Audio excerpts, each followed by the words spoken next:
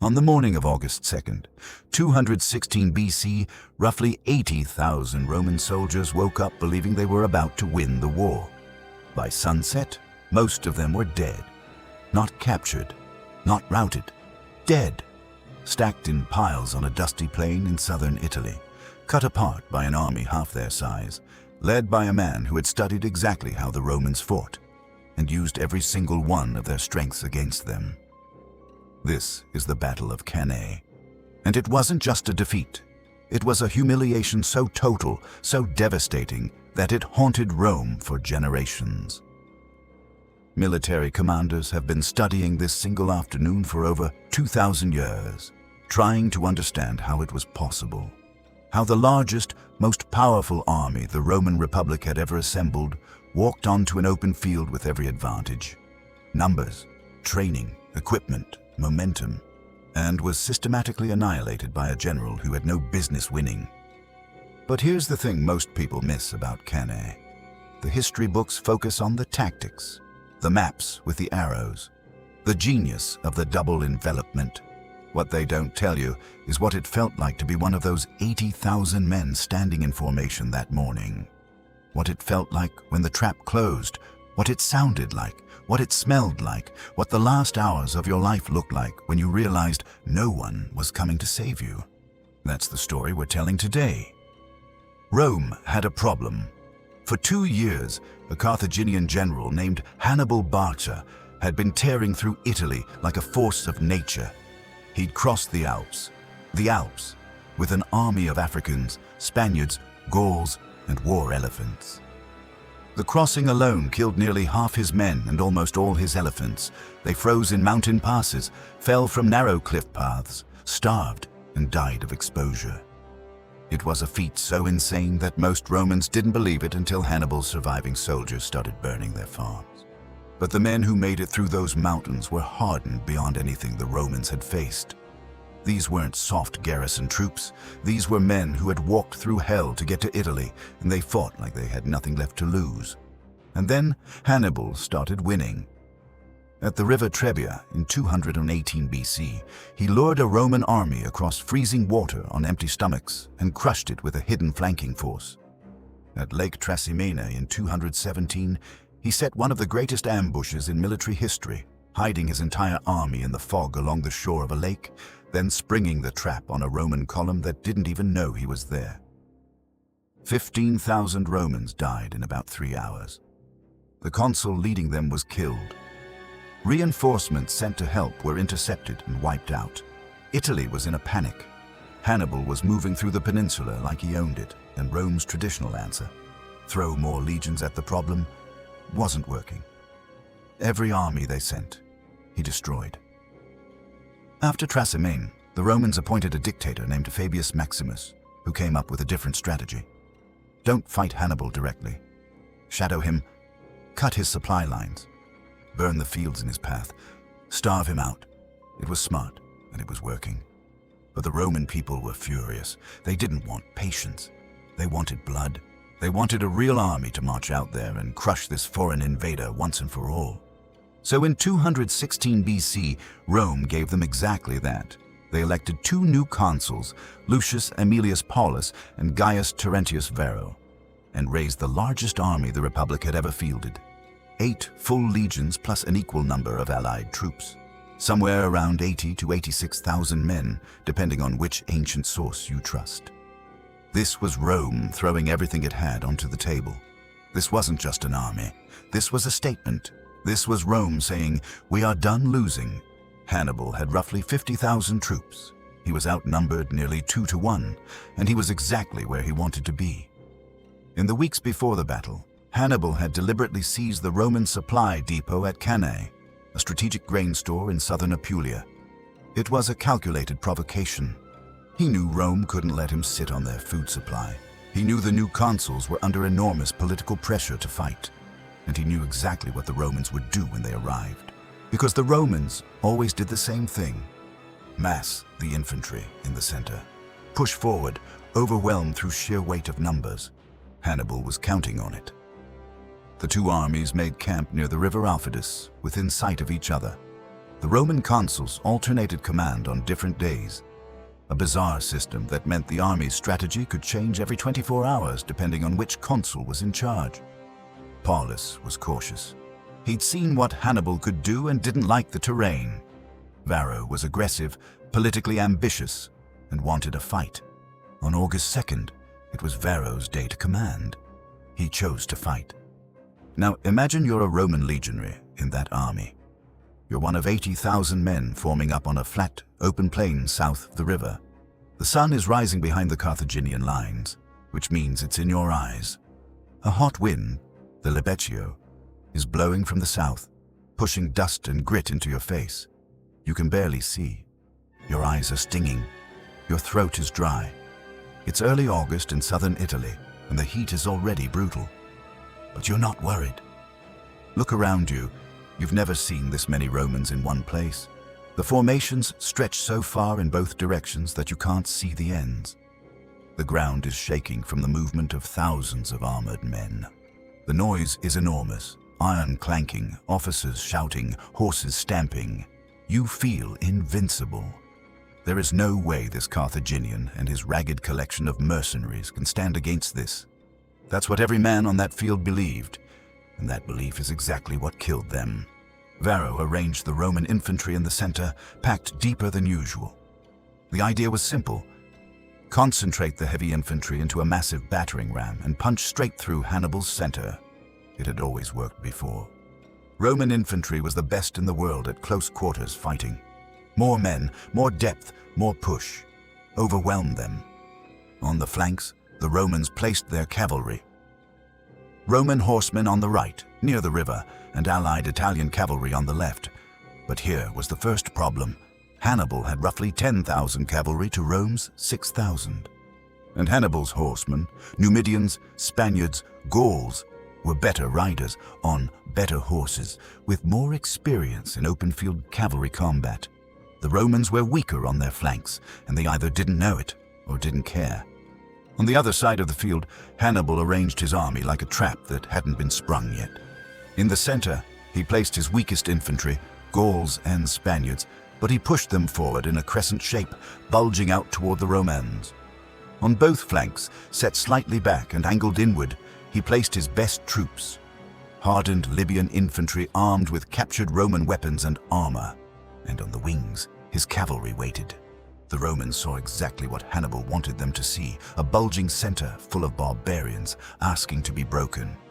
The battle opened with skirmishing, light infantry trading missiles in the no-man's land between the two armies. Then the cavalry engaged on both flanks. On the Roman right, Hannibal's heavy Iberian and Gallic horsemen slammed into the Roman cavalry, who were pinned against the river with no room to maneuver. It was brutal, and it was fast. The Roman cavalry was driven from the field almost immediately. But from where you're standing in the Roman infantry center, you don't know that yet. You can't see the flanks. You can barely see anything through the dust. All you know is the man in front of you, the men beside you, and the order that just came down the line. Advance. And advance you do. 80,000 men step forward. The Roman infantry hits Hannibal's center, those Gauls and Spaniards, and starts pushing, and it's working. You can feel it. The Carthaginian center is bending, giving ground, falling back. The men around you are cheering, pressing harder, pushing deeper into the gap. This is what you trained for. This is Rome doing what Rome does. What you don't realize is that the center is supposed to bend. Hannibal told them to fall back. Every step you push forward, the crescent flattens and then inverts. The center that was bulging toward you is now curving away, drawing you deeper and deeper into a pocket. And on both sides of that pocket, Hannibal's Libyan infantry, fresh, disciplined, wearing Roman armor they stripped from dead legionaries at Trebia and Trasimene, is turning inward. The trap is closing, and you don't even know it.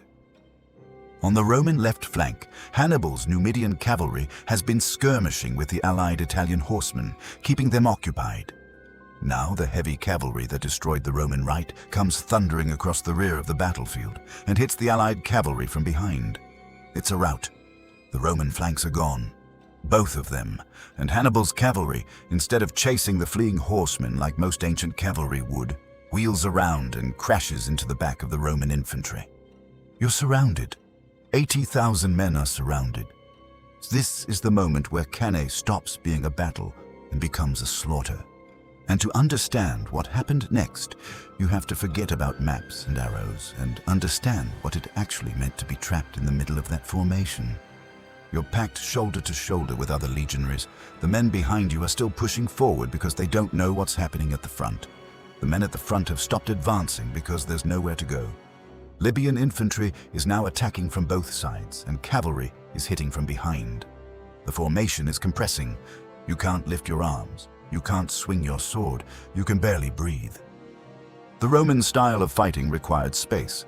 A legionary needed room to throw his pilum, room to thrust with his gladius, room to use his shield. In that compressed mass, none of that was possible. Tens of thousands of the most well-trained infantry in the world became a helpless crowd, packed so tightly that many couldn't even raise their weapons. The men at the edges were being cut down by Carthaginian soldiers who had all the room they needed. The men in the middle were being crushed by the sheer weight of bodies pressing in from every direction. The ancient historian Livy described what the aftermath looked like. Some Roman soldiers were found with their heads buried in holes they dug in the ground. They had piled dirt over their own faces to suffocate themselves rather than wait to be butchered.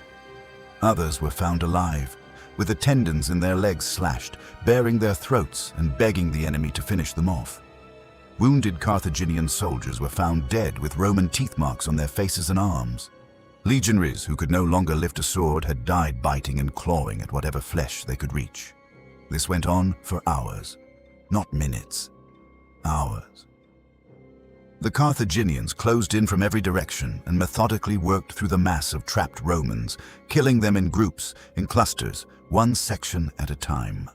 Ancient sources estimate that more than 100 Romans were dying every single minute at the height of the slaughter. The killing didn't stop until nightfall because there were simply too many Romans to kill in a single afternoon. When it was over, somewhere between 50,000 and 70,000 Roman soldiers lay dead on the plain at Cannae. The consul Paulus was among them. So were 29 of 48 military tribunes, 80 men of senatorial rank, and 200 knights. An estimated 20% of all Roman men of fighting age between 18 and 50 were killed in a single day. Only about 14,000 Romans managed to escape. Hannibal lost roughly 6,000 men. His army was outnumbered nearly 2 to 1, and he lost 6,000. Rome lost 10 times that. One military historian described it as more Roman dead in a single day of combat than in any other battle in the entire course of Western military history. To put it in perspective, Rome lost more men at Cannae in one afternoon than the United States lost in a decade of fighting in Vietnam. More men died on that field than were killed on the first day of the Battle of the Somme in 1916, which took place across a 25-mile front 2,000 years later. Cannae happened on a few square miles of dusty Italian farmland, and the carnage exceeded almost anything the modern world has produced. When word reached Rome, the city went into something close to collective shock. Women flooded the temples, wailing for their husbands and sons and brothers. There wasn't a family in the city that hadn't lost someone. Mothers who had sent 2 or 3 sons to war learned that none of them were coming home. The streets were filled with mourning. The Senate, which had lost a staggering number of its own members on the field, was so depleted that new senators had to be appointed just to keep the government functioning. For the first time in living memory, Rome genuinely believed it might fall. There was genuine terror that Hannibal would march on the city itself. The gates were barricaded. Armed citizens who were too old or too young for the legions stood on the walls. In their desperation, the Romans even resorted to human sacrifice, burying alive 2 Greeks and 2 Gauls in the Forum Boarium as an offering to appease the gods. That's how badly Cannae broke them. The most rational, most organized civilization in the ancient world was burying people alive because they didn't know what else to do. The Senate passed emergency measures banning public displays of mourning. Not because the grief wasn't real, it was overwhelming, but because they were terrified that the sight of an entire city weeping would destroy whatever morale was left. Women were ordered to stop crying in public. The mourning period was limited to 30 days. Rome didn't have time to grieve. It had to survive. One of Hannibal's cavalry commanders, a man named Hannibal, begged him to march on Rome immediately. He told Hannibal that they could be dining on the steps of the capital within 5 days. When Hannibal refused, saying his army needed rest, Hannibal gave him one of the most famous lines in military history. Something to the effect of, "You know how to win a battle, Hannibal, but you do not know how to use a victory." Hannibal never did march on Rome, and despite winning the most devastating tactical victory the ancient world had ever seen, he eventually lost the war. Rome did what Rome always did. It absorbed the blow, rebuilt, adapted, and came back harder. Within a month of Cannae, the Republic had raised 4 new legions, some of them composed of freed slaves and prisoners. They went back to the Fabian strategy of refusing open battle, slowly grinding Hannibal down over years of attrition until a young Roman general named Scipio took the war to North Africa and defeated Hannibal at the Battle of Zama in 202 BC. But Cannae was never forgotten. It became Rome's darkest day. The legionaries who survived were treated not as veterans but as disgraces. They were sent to Sicily and kept in service as a punishment unit, forbidden from returning to Italy until the war was won. These were men who had stood in that shrinking circle of death, who had watched their brothers die round them, who had somehow fought their way out of the worst slaughter in Roman history. And Rome's reward was to exile them. They served in Sicily for over a decade, fighting and dying in a secondary theater, carrying the shame of Cannae like a brand burned into their skin. Rome didn't honor its survivors. It punished them for living. And here's the thing that still stuns military historians 2,000 years later. Hannibal didn't win because he had better soldiers. He didn't win because he had more men or better equipment. He won because he understood his enemy so completely that he turned their greatest strength into their fatal weakness. The Romans believed that massed infantry, pushed forward with overwhelming force, could break anything. Hannibal said, "I know you believe that. Come and try." And they did, and he killed them all. Generals have been chasing the ghost of Cannae ever since. Frederick the Great studied it. Napoleon studied it. The German Schlieffen Plan in World War I was built on the concept of recreating Cannae on a continental scale. Norman Schwarzkopf admitted that Operation Desert Storm borrowed its blueprint from Hannibal's double envelopment. Every military academy on Earth teaches this battle. It is the single most studied tactical engagement in human history. And it all happened because one man understood that the best way to destroy an army is to let it think it's winning. If you got something out of this one, do us a favor. Hit that like button and subscribe to the channel. It helps us keep bringing you more content like this, and we've got a lot more coming.